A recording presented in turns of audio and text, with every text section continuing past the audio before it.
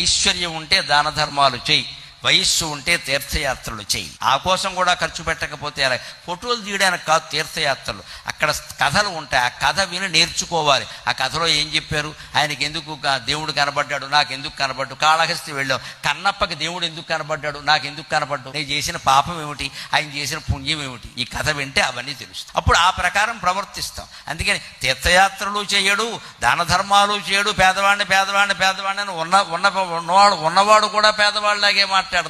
పోని ఇవేవీ కాదు, ఏదో ఒక మార్గంలో సమస్త భువనాలకే అధీశ్వరుడమైన ఓ పార్వతీ వల్లభ భర్గా కుకుటేశ్వర స్వామి, నిన్ను సేవించచ్చు కదయా, కనీసం డబ్బు దానం చెయ్యకపోయినా, తీర్థయాత్రలు చెయ్యకపోయినా ఒక్క పని చేస్తే మనకి మనశ్శాంతి కలుగుతుంది, సమస్త శుభాలు ఇంట్లో చేకూరుతాయి. అదే నమ శివాయ నమ శివాయ నమ శివాయ ఎక్కువ భాగం ఆ శివనామస్మరణకి కేటాయి.